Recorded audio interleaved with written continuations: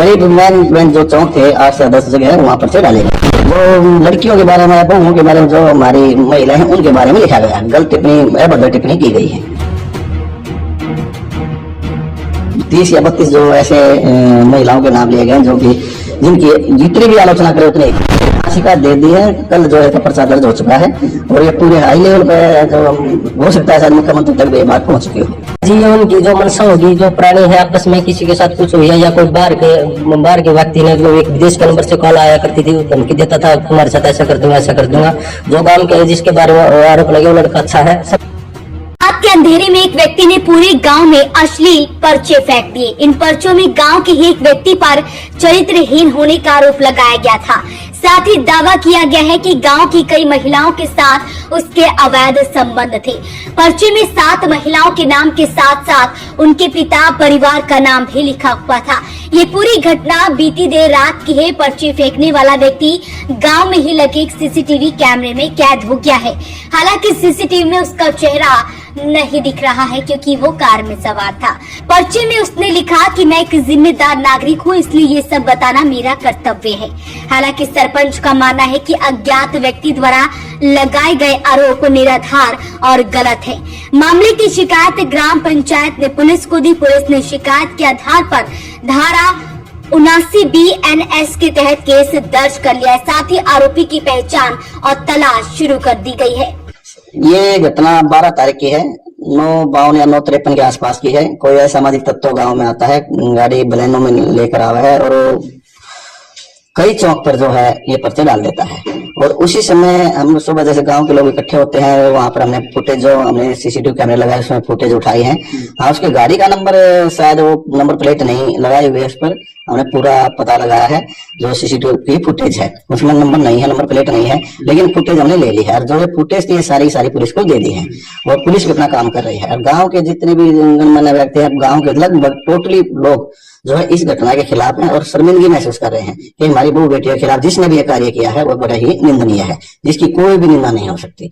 तो इसलिए पूरा रोष है। करीब मेन जो चौक थे 8 से 10 जगह है वहाँ पर्चे डाले गए हैं। जो लड़कियों के बारे में, बहुओं के बारे में, जो हमारी महिला है उनके बारे में लिखा गया, गलत टिप्पणी, अभद्र टिप्पणी की गई है। 30 या 32 जो ऐसे महिलाओं के नाम लिए गए जो कि जिनकी जितनी भी आलोचना करे उतनी ही कम है। हाँ, शिकायत दे दी है। कल जो है पर्चा दर्ज हो चुका है और ये पूरे हाई लेवल पे जो हो सकता है शायद मुख्यमंत्री तक भी ये बात पहुंच चुकी हो। गाँव के लोग तो रोजाना उस दिन के 12 तारीख के बाद हर रोज इकट्ठे हो लेते हैं और जल्दी इस पर जितनी जल्दी हो सके कार्रवाई की मांग करते हैं। फिर कहते हैं नहीं तो हम रोड जाम करेंगे यदि कार्रवाई नहीं हुई तो। पर्चे फेंकने वाले व्यक्ति ने बिना अपना नाम बताए पर्चे में लिखा, गांव वालों सावधान सावधान सावधान।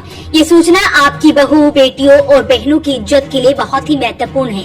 मैं काफी दिनों से इसके बारे में जानकारी इकट्ठा कर रहा था।